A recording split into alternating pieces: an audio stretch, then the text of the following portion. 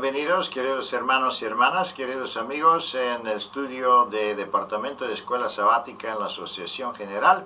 Con ayuda de Dios queremos presentarle nuestra nueva lección para esta semana. Y continuamos con el tema de las dificultades relacionadas con el pueblo de Dios, el mensaje y el propósito de su iglesia.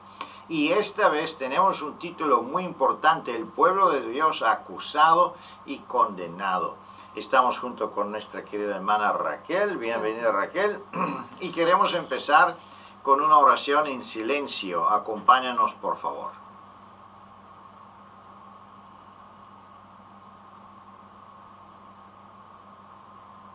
Amén. Vamos a tener un corto repaso de la estructura de nuestra lección. Como maestros y ministros del Evangelio en nuestra escuela sabática debemos considerar leer por lo menos parte de ese testimonio de introducción, porque es sumamente importante. Las primeras 3-4 líneas prácticamente no solo hace una introducción, pero hace una introducción importante en el tema de la lección. Después viene el primer subtítulo: los hijos de Dios culpados y acusados. Hemos estudiado varias veces lecciones a la escuela sabática que hablan de Apocalipsis capítulo 13, de las bestias, de la marca de la bestia, la ley dominical, la lluvia tardía. Hemos dialogado sobre muchos eventos varias veces. Sin embargo, este tema de acusación y sufrimiento no hemos tenido la oportunidad de discutirlo. Así que esta lección es única en su forma. Por eso es importante que no solo las visitas pone atención, pero también nuestros miembros, porque es posible que algunos de ellos no han prestado atención de esta parte de los desarrollos de los eventos. Seguimos más adelante y vamos a ver, después de la introducción, que tiene un otro subtítulo: ante los magistrados. Vamos a ver que empieza una sucesión de 3 subtítulos que prácticamente hace una descripción de sufrimiento o tipo de persecución que sufren los hijos de Dios en el tiempo de fin. Algunos están prácticamente en centro de atención, están enviados y juzgados, están enfrentando juicios, y entonces vamos a ver qué significa esto para el pueblo de Dios y también para el mundo. Una otra parte de los hijos de Dios se encuentran entonces en las montañas y cuevas. Y sabemos que hay varios versículos bíblicos y textos que hablan de esta situación y cómo Dios prácticamente toma en cuenta el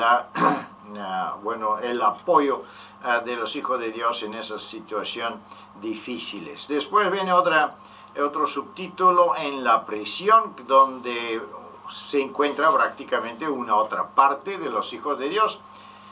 Y entonces viene la última parte de nuestra lección: victoria eterna, que es prácticamente la parte positiva, la victoria, la interveniencia poderosa de parte de nuestro Señor Jesucristo.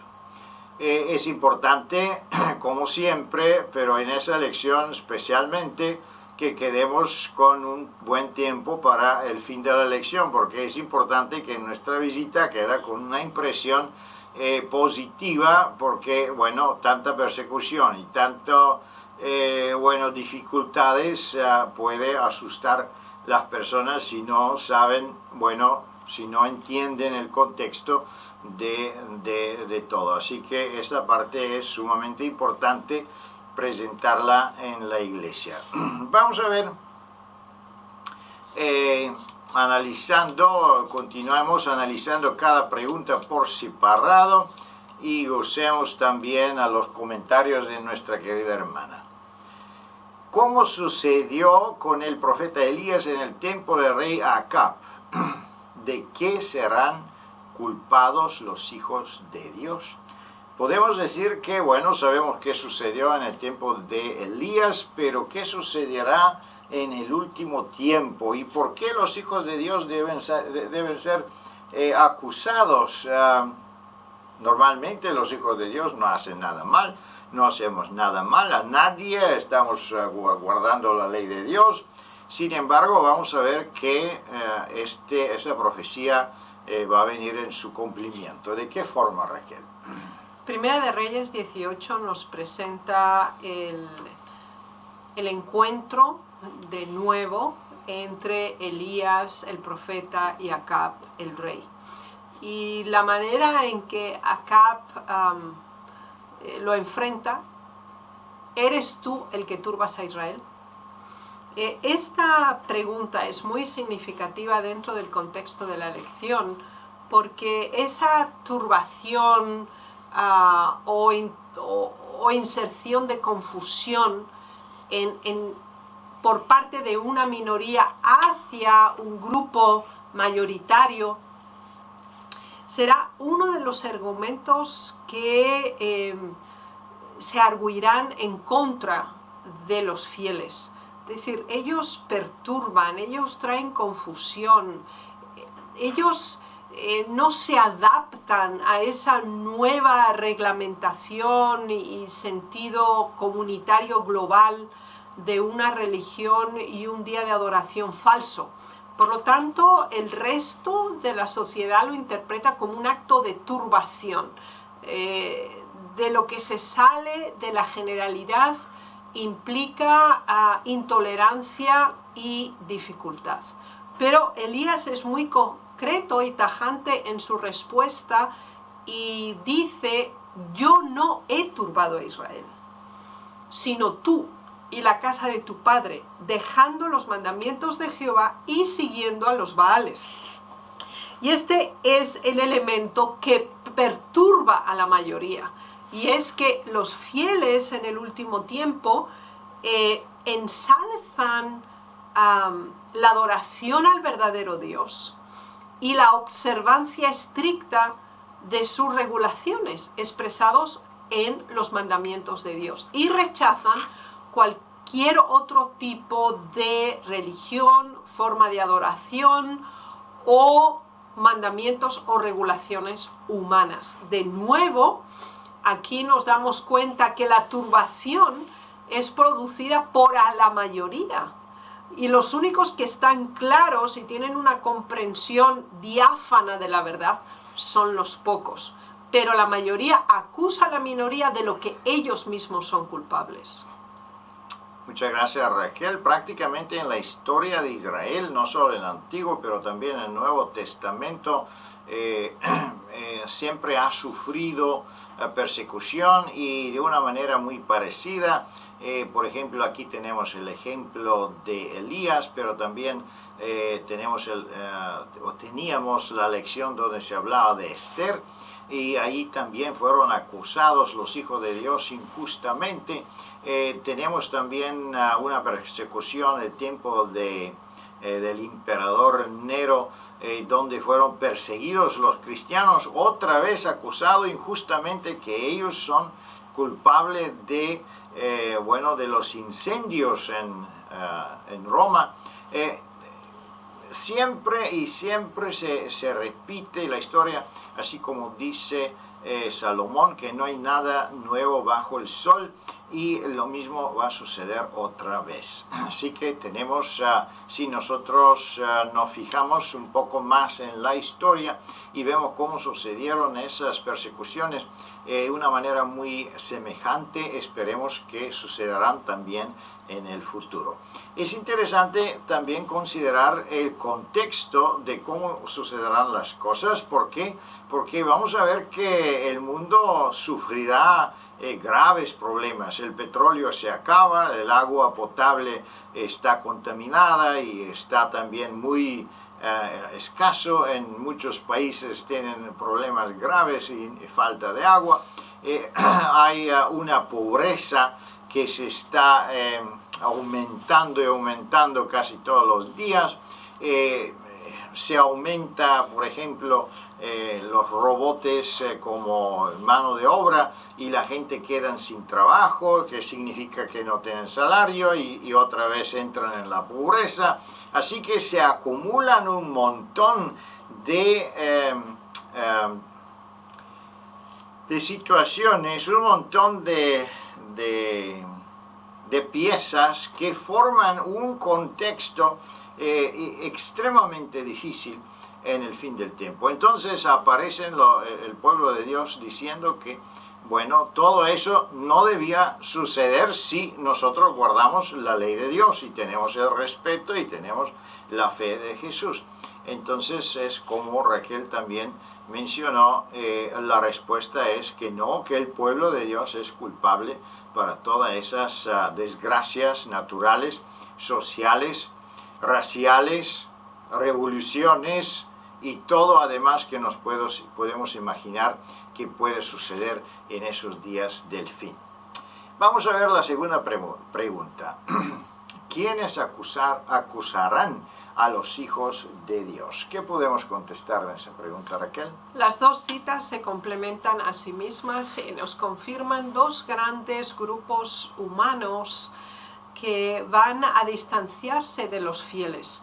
Incluso la cercanía de la familia o el segundo círculo, el de la amistad, no sobrepasa la presión de la generalidad y de la mayoría, hasta el punto que padres, madres, hijos, hermanos y todo lazo familiar quedará totalmente sometido a la nueva regulación mundial, a este nuevo orden de creencias y de existencia.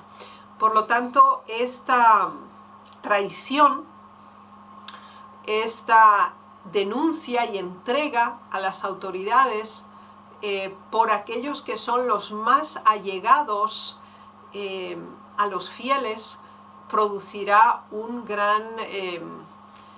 gran sentido de peso emocional y de carga mental para los fieles en ese tiempo, especialmente cuando nos centramos en la última cita que nos dice: y los enemigos del hombre serán los de su casa, que es también lo que más impresiona y lo que más duele, porque es lo que amamos, y ese nivel de decepción y de deslealtad producirá un impacto realmente importante.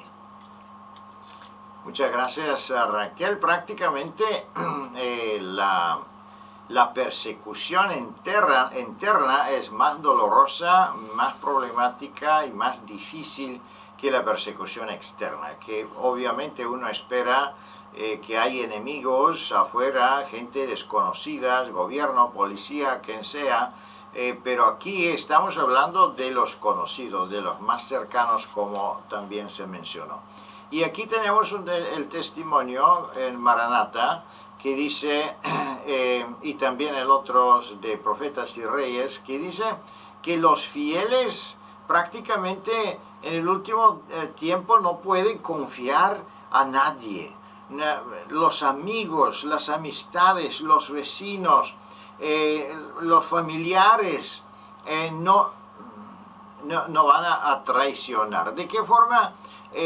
Podemos imaginarnos prácticamente que eso ha sucedido ya muchas veces en la historia de la humanidad, especialmente en tiempo de revolución. La revolución francesa, las revoluciones comunistas, por ejemplo.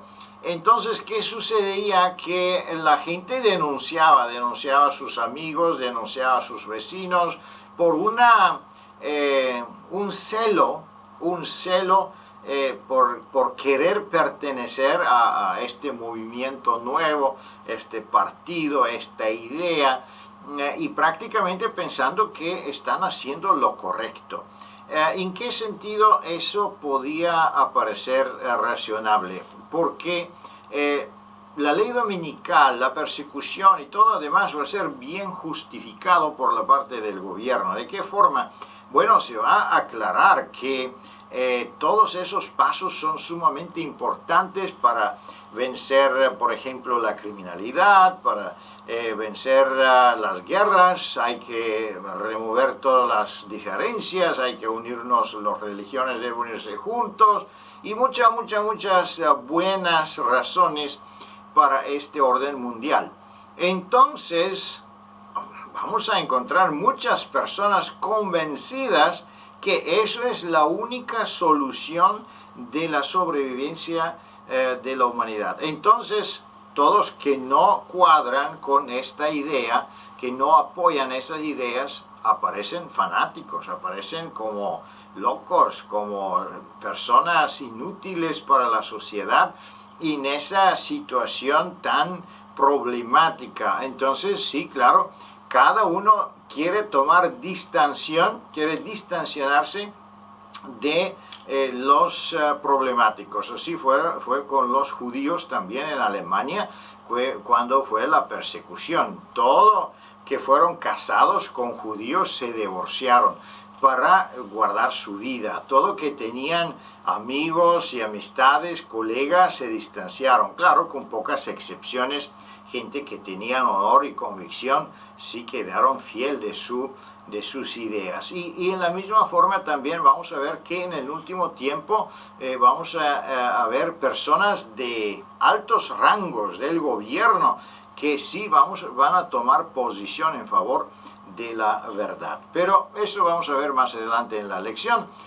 ¿Quiénes más acusarán a los hijos de Dios? ¿Qué podemos contestar a la pregunta número 3? Aquí encontramos un tercer grupo humano que también se distanciará de los fieles, y serán los hermanos espirituales, aquellos que han compartido y creído la misma verdad, pero que en este momento de crisis apostatarán de la verdad y denunciarán a los fieles precisamente porque ellos los conocen muy bien y saben la mejor forma de hacerlo. Es lamentable constatar que inclusive afirmarán que rinden un servicio a Dios, llevando a prisión y a muerte a aquellos que sí en verdad están haciendo un servicio a Dios. Nos damos cuenta que hay una completa desvirtuación de la verdad, un cambio entre los valores y un absoluto desequilibrio en la comprensión de la verdad. Y los fieles tendrán que pasar por esta experiencia con el fin de aferrarse única y exclusivamente al poder celestial, a no depender de personas, de materia o de visualización o cercanía, sino desarrollar un nivel de fe y de perseverancia a través de la obra del Espíritu Santo en las vidas de los fieles, que puedan vivir viendo al invisible, aun cuando estén absolutamente solos, despreciados, abandonados, calumniados en el nivel más elevado. Muchas gracias, Raquel. Una descripción muy interesante aquí en Conflicto de los Siglos. Dice que todos ellos que no fueron santificados por la obediencia de la verdad abandonarán su fe, que significa que la Iglesia de Dios va a sufrir una división. Personas que apoyan entonces las ideas gubernamentales políticas, y las personas que apoyan obviamente las cosas de Dios y están en contra de la marca de la bestia. ¿Qué sucede aquí? Es interesante que cuando empiezan las acusaciones, entonces la gente que no están santificadas no aguanta, no pueden más disfrazarse, o como toda su vida prácticamente su forma religiosa solo fue una apariencia externa, pero no es no es una convicción, una conversión interna. Entonces cuando viene la presión entonces ellos salen de la fe, ellos abandonan la fe. Pero vamos a ver que muchos de la iglesia prácticamente se reunirán con las filas de los enemigos, que no significa que la iglesia prácticamente se deshace. La organización prácticamente va a funcionar continuamente, quizá no en la forma que nosotros nos la imaginamos hoy día o como la tenemos ahora, pero organización siempre ha tenido dentro del pueblo de Dios y va a continuar. Yo viví un tiempo de comunista en mi país, en Bulgaria, donde la iglesia no fue legal, prácticamente prohibida por el gobierno. Sin embargo, la organización estaba funcionando mejor que, por ejemplo, hoy cuando tenemos todas las medias y teléfonos celulares y todo eso. ¿Por qué? Porque los líderes elegidos tenían un sentido de responsabilidad, un sentido de dedicación y de entrega y sacrificio que lamentablemente hoy no se encuentra tan fácil. Así que, ¿qué significa eso? Recordémonos la lección pasada que dice perseguidos pero unidos. Los fieles, ellos van a encontrar una unidad enorme, una unidad que antes no lo han tenido. Más persecución, más dificultades, más estrecha está la unidad. También el Espíritu Santo está derramando su fuerza en la lluvia tardía.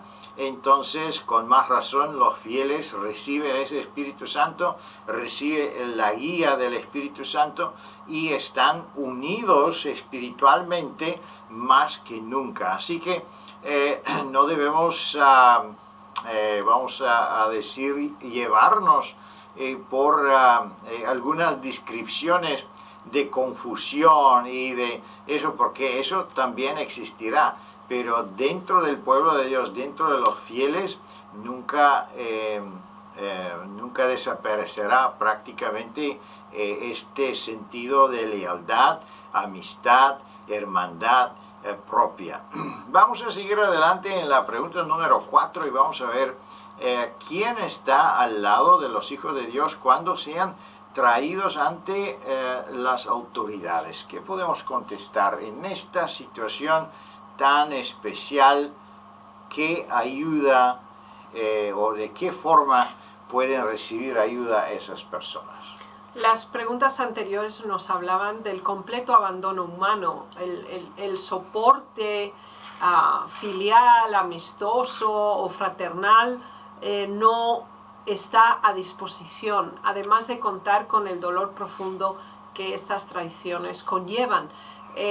Sin embargo, los fieles en esa situación personal se encuentran ante un gran desafío, y es que son llevados ante reyes, ante jueces, ante magistrados, grandes autoridades y eminencias del mundo político y religioso para dar testimonio, para presentar la verdad tal cual es en Dios. Y en esos momentos llegan a alcanzar un nivel de experiencia aún más profunda, que viene dada por el dolor que sufren y la dependencia que necesitan para presentar esa verdad. Así que Dios está sosteniendo a su pueblo. Los fieles son inspirados por el Espíritu Santo. Las verdades que conocen, que han estudiado, amado y vivido, llega el momento en que pueden exponerlas ante autoridades y personas de poder que de otra manera no hubieran alcanzado o hubieran tenido la posibilidad de acceder a esta información. Por lo tanto, analizando estos dos grandes momentos, llegamos a una conclusión significativa. El momento más oscuro de los fieles es el momento más álgido en la presencia de Dios para testimonio de la verdad ante el mundo. Así pues, consideremos que nuestra debilidad es el poder de Dios y que alcanzamos grandes victorias cuando el poder humano se anula y se aferra desesperadamente y en una forma dependiente del poder de Dios. Y esa será de nuevo la constatación de este mismo principio en el tiempo del fin. Muchas gracias, Raquel. Es interesante esa pregunta también. Tenemos este grupo de personas que están prácticamente perseguidos, pero de una forma especial, porque ellos están llevados a los juicios, que significa que tienen los derechos de expresarse, de hablar a los jueces, a los abogados, a toda la audiencia. Están centro de las medias, televisión, radio, internet, todo están prácticamente ocupados con este tema. Y esas personas que están en esta condición no solo van a sufrir una persecución, obviamente, y acusaciones terribles, injustas, pero ellos van a tener una oportunidad única, una oportunidad de dar su testimonio, su explicación públicamente delante de todo el mundo. Y aquí el segundo testimonio dice que ellos sí lo van a hacer, van a aprovechar esta oportunidad, y como consecuencia y frutos de esta, entonces se convertirán muchas personas importantes, gobernadores, jueces y etcétera. Así que, ¿qué significa eso? Que es claro, de un punto de vista, el sufrimiento está ahí, vamos a perder todos, no hay propiedades, no hay más derechos, uno sufre, bueno, esta parte de la persecución, pero cuando el Espíritu Santo está con uno, entonces él entiende que estamos viviendo en el último tiempo, que quedan pocos días hasta la venida de Cristo, y vamos a aprovechar con las últimas oportunidades, con toda oportunidad que tenemos para testificar por la ley de Dios, por el sábado, por los mensajes que ha caído a Babilonia y que las profecías dicen así, así, así. Así que, queridos hermanos, es un tiempo difícil, pero al mismo tiempo es un tiempo glorioso. Vamos a ver la pregunta número 5. Habla de un otro grupo de personas que prácticamente se encuentran en las montañas. ¿Qué harán los hijos de Dios cuando se dicte la orden de matarlos? ¿Qué sucederá cuando prácticamente todos los que guardan el sábado están declarados afuera de la ley, afuera de la protección de la ley? Nos damos cuenta que hay una intensidad muy importante en la tensión que se va desarrollando entre los fieles, la minoría, y los infieles, que son la mayoría.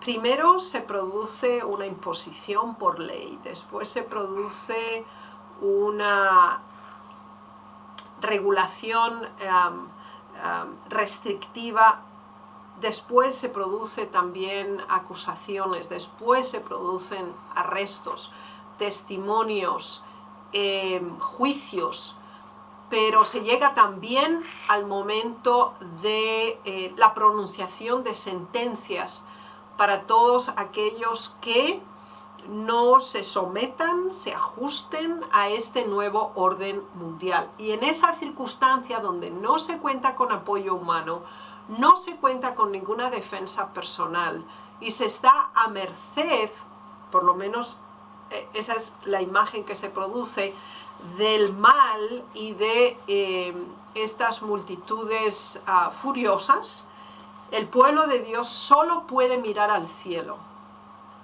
y puede solicitar y con certeza confirmar que su socorro, su bendición, su protección procede única y exclusivamente de Dios. Y ese momento de estrecha unión, conexión y completa rendición al poder de Dios, a la intervención divina y a la honra y a la restitución que Dios va a hacer de su pueblo, es un elemento de motivación, de esperanza y de impulso para continuar aún en las situaciones en que la vida ahora sí está directamente en juego.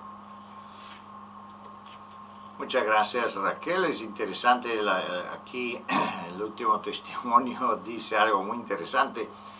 Hoy día la gente que tienen suficiente entrada y dinero, es una moda en Estados Unidos construirse búnkeros o, bueno, refugios bajo la tierra, con protección atómica, con comida que está acumulada por no sé cuántos años y todo eso, con otra palabra, medidas de sobrevivencia.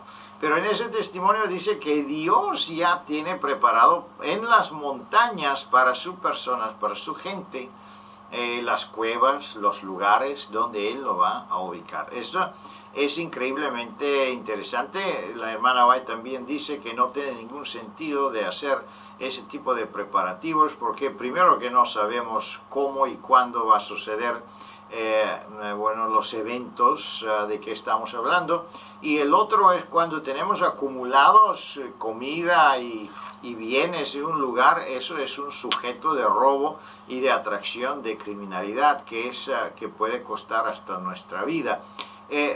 Aquí dice claramente que la preparación que nosotros debemos encontrar no es preparación formal, es una preparación espiritual.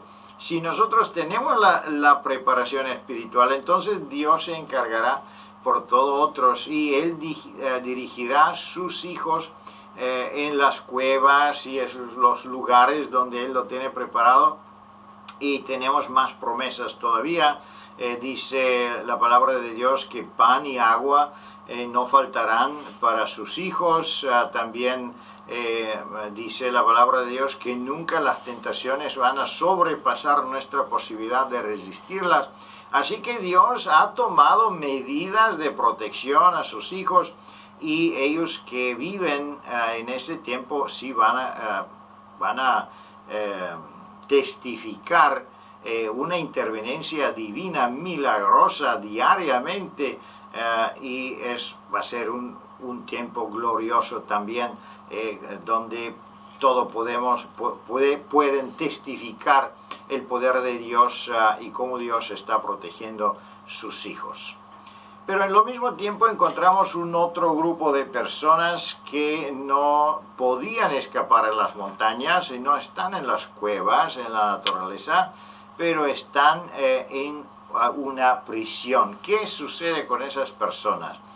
Sin embargo, ¿qué sufrirán algunos de los hijos de Dios? La pregunta número 6. La persecución tendrá diversas modalidades de expresión. Es decir, no todos los fieles estarán en la misma condición. Unos estarán huyendo, estarán libres, pero vivirán a merced directamente de la protección de los ángeles y del cubrimiento de sus necesidades por Dios mismo.